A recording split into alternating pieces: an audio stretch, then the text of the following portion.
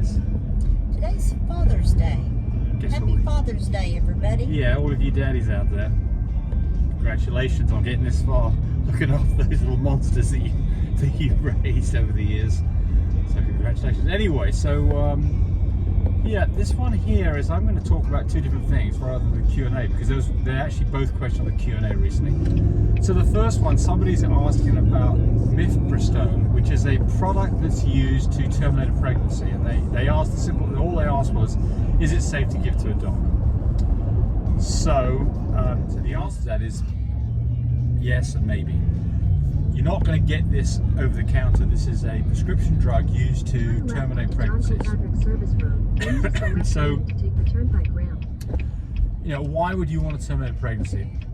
Dog's not well, got some medical issues, you did an accidental breeding that you don't want to have, or you just physically don't want any more puppies from Scott. So they'd all be sensible reasons to have a terminated pregnancy. So, you know, if you're not going to do any more pregnancies, the simple thing is just spay the dog. It stops having any more problems in the future, and at the same time, it stops things like ovarian cancer. So, if your plan is not to have any more puppies, then spay. Be done with it.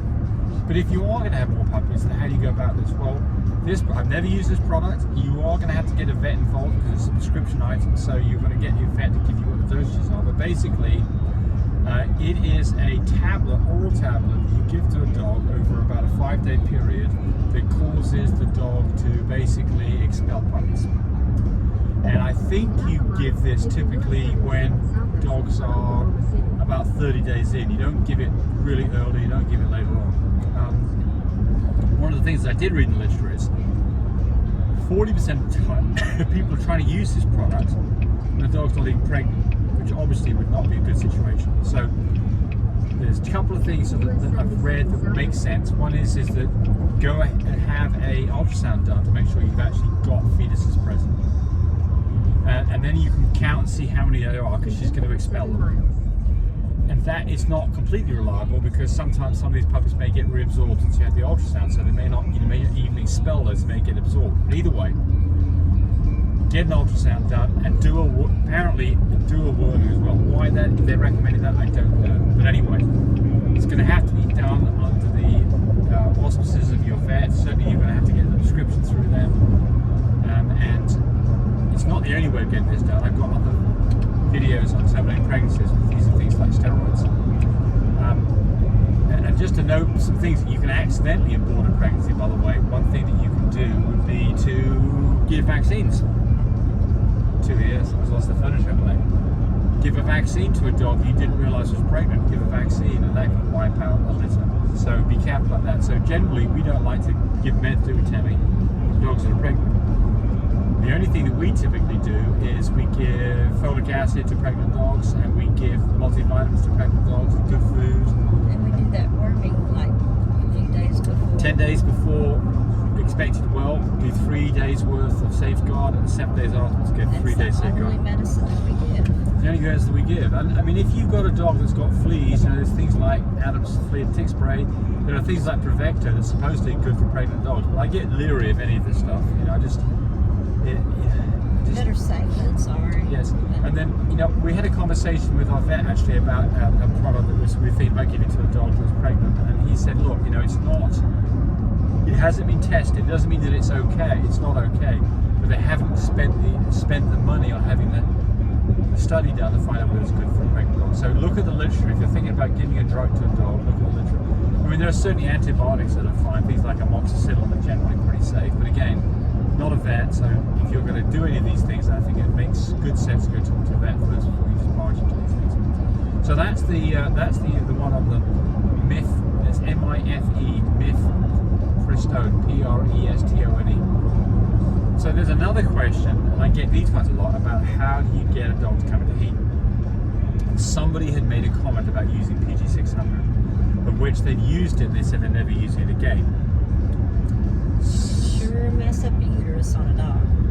So yes, so I went and looked. wouldn't use it. Well, so I've actually bought the stuff, put it in the fridge, was going to use it one of our girls. The moment we bought it, the dog went into heat. Just the dog seeing the PG600. He would have had an argument with me on that if he tried. So a customer of mine who's having problems with the dog went up and bought the bottle from me and did successfully use it. So let me tell you about what little I know about PG600. It is about $55. You can buy it on a Revival. It is a hormone that's designed to be used for pigs, and it's to bring pigs into heat that have not been in heat successfully.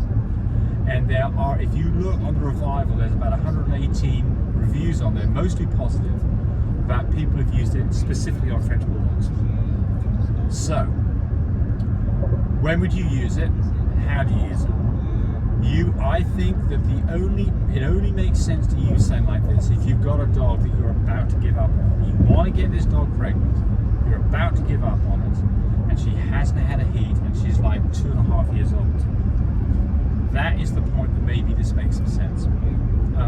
But remember, the problem with it is that you can, number one, not have a pregnancy out of it, which is quite likely.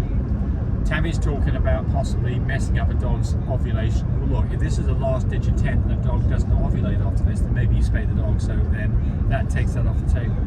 None of the people who report the 118 reviews, nobody said that it did their dog in. But the person who put the comment on my Q&A sessions here said that they had used it unsuccessfully and they wouldn't use it again. So, how to use it? It is a 2-part product. It has to be shipped cold, so you've got some shipping expenses. You store it in the fridge. I think the one that's $55 is a 5-dose product.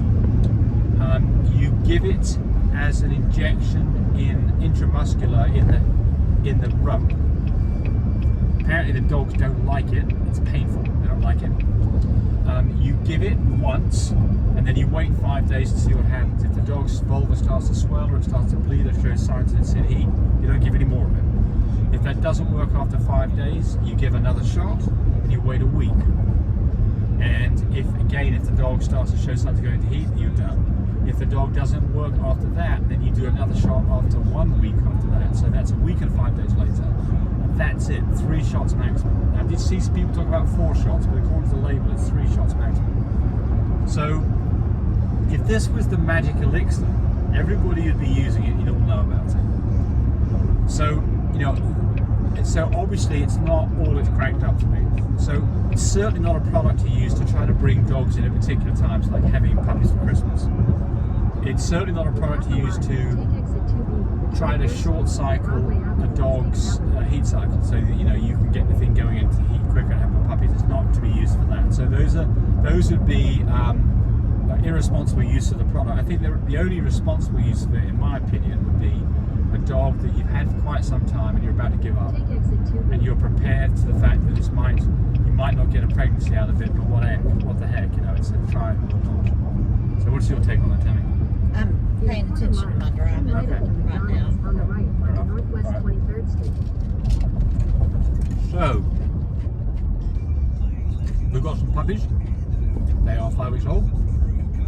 And the next video I do is going to be about weaning puppies. New shade Merles and new shade and lilac and tans and testable. Talk about that in a second. So the next video will be weaning puppies. What we're going to do here is we're going to show you our weaning setup, how we do this, what we're going to do food-wise, and what we're going to do with mum.